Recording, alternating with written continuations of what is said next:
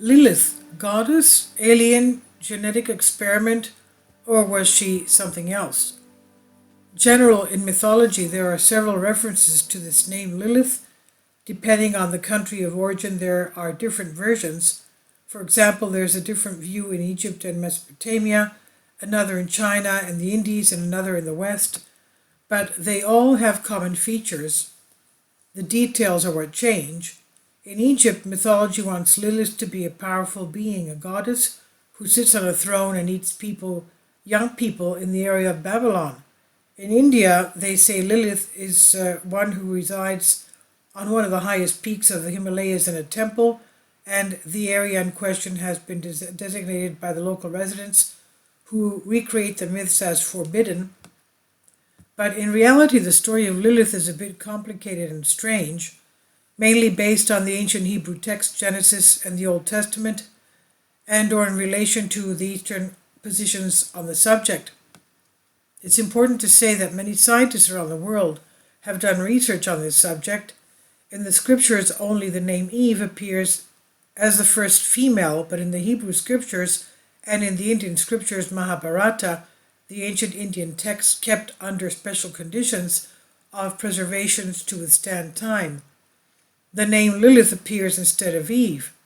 From this, many conclude that the text over the centuries have been deliberately falsified, but why and who would have interest in doing such a thing, and what interests would these be?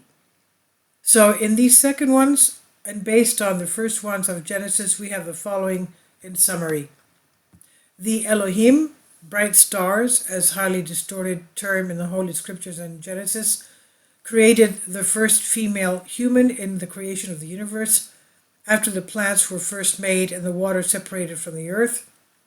The texts about creation of the world in which we live are certainly mentioned, and according to basic theological philosophy, the original bodies of humans were genderless and material.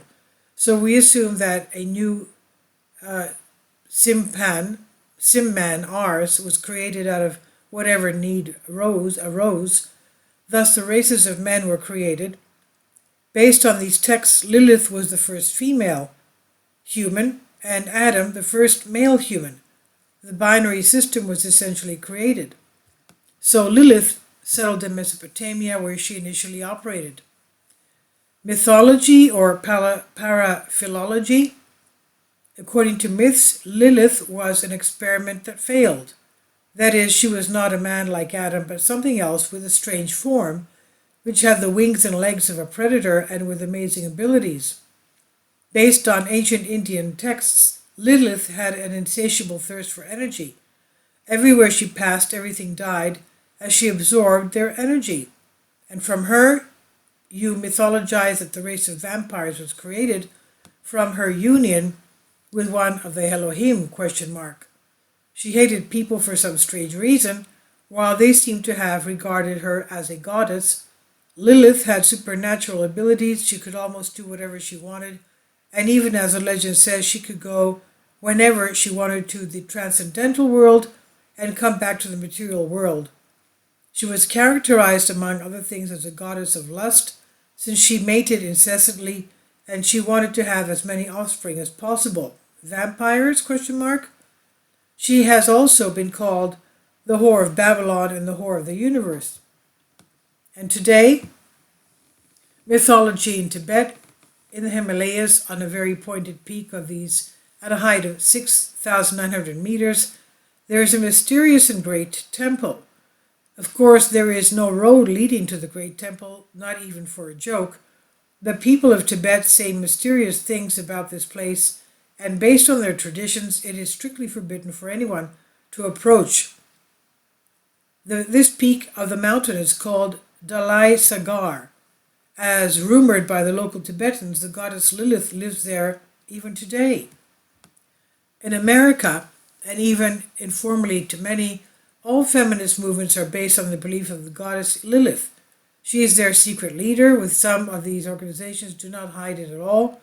One of the biggest feminists in the world, where she is constantly trying to implement her plans, is definitely Hillary Clinton, organizing in honor of goddess Lilith only. Many organizations and for feminism, for anything else that these feminists want today, putting in key positions at the same time women with power and with very bad pasts, some of them, to manage them. The documents on various actions of these women are numerous and certainly not suitable to be examined in this matter in detail. The dominance of women against men is the work of Lilith, as some experts in these matters claim. What's actually true about this myth, where you confuse myth with reality, the theory begins of conspiracies. Communication 1. The movie 30 Type Contact, which was shown in the cinema in 2010, was based on real events and real videos. I emphasize this: in real events and videos. Those who have seen it understand. There are people where they testify that something very bad was approaching them in their dreams, and they had initial appearance of an owl. And you can look at the original image of Lilith combined with the myth that she could travel to the transcendental world of dreams. Journalism 2. It's been linked by some daredevils that Lilith and her sons have something to do with the wariness of humans after their sleep. ? The theory is infinitely based on a literally unimaginable scenario that they want the goddess not only to exist in reality, but to act on the astral body of people during sleep to draw their energy. Number 3, confession. I think it's very strange that the experts and scientists on such matters, who have examined them in detail, have come to the conclusion that both the Holy Bible, the occult Old Testament, and Genesis are texts that have been falsified. I think if the experts say so, then I can't dispute them. But why did something like this happen? This, as they say, happened in 2 places. The first is in the term Elohim, and the second in the term Lilith. Confession 4. One version is that Mora is Lilith, Adam's first wife, or one of her 3 daughters. As agnostic texts and apocrypha of the Old Testament state, Lilith was separated from paradise. Mora is an independent spirit. According to the description, she's a woman dressed in black who appears in someone's sleep, usually when that person is sleeping on his back, holding his hands, trying to take his breath away. Number 5, communication.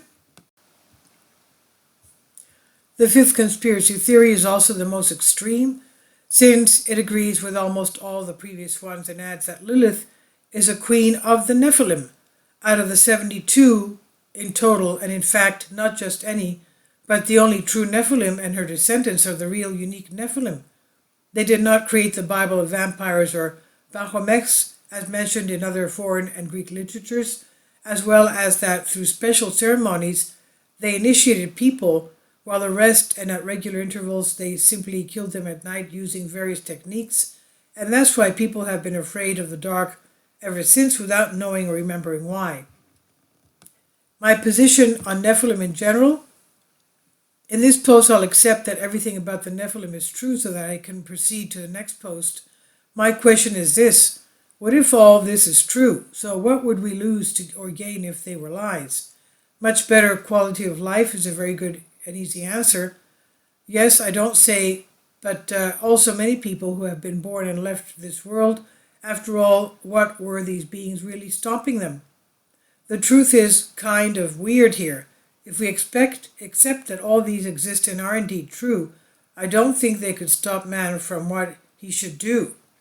Of course, I speak without thinking correctly, since in the old days, always relying on the fact that the texts are true, they acted and were even responsible for many deaths, but I'm not talking about the deaths of adults, but of what is of interest, were the deaths of minors. They didn't have time. So what should ultimately be of interest is how much these beings influenced people's lives from a theological point of view, and from a theological point of view, I even think that they contributed to the opposite and not the obvious happening. If someone will come and hurt me, it's certainly a blow to me, but that's the main thing that we should want, not to get hurt.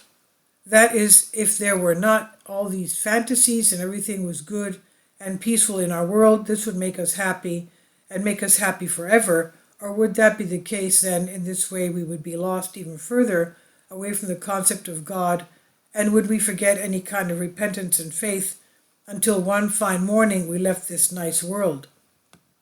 Behind every plan is God's plan. Why this should happen, meaning why these creatures should exist representing evil, we would answer by reversing the question. Why should there be Siamese monstrosities, all kinds of genetic disabilities? Why should there be various ailments and diseases that afflict and whip the world every day? Essentially, there are two questions so similar to each other, so whether they exist or not, it matters little, and more so that we have something to deal with. And that's because our own reality is just as harsh as the one you present in the videos, and it's also allowed by some God, of a God mechanism for all this to happen. Or if they are allowed to do all this then and now, then this is just another proof that we live far from God's good grace, true and righteous world, and more specifically, we just live in a hell, or in a ward of it in the same sense, Prophet Enoch says, and in no case in the world of God that Christ spoke to us and all the previous wise men before him. I think this is the most important. This is why man is allowed to suffer and to be in pain. And this is why man is ignorant, he has no memory, and there are dichotomies between them.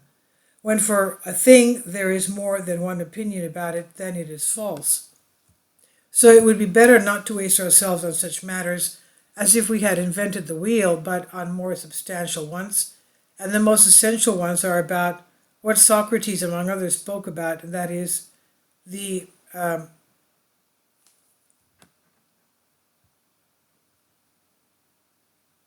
hyper essence of God. And this is, and he says, with respect to fellow man. And I've translated this for you from a Greek article. Hyper essence meaning God, of course. Please leave your comments, and thank you for your support. Kindly support my Patreon account. The daily posts are 5 videos daily, and they are totally different from what I have on my YouTube channel. Thank you so much for your support, and that you find all my content so interesting. You'll find the Patreon account details in the description box below.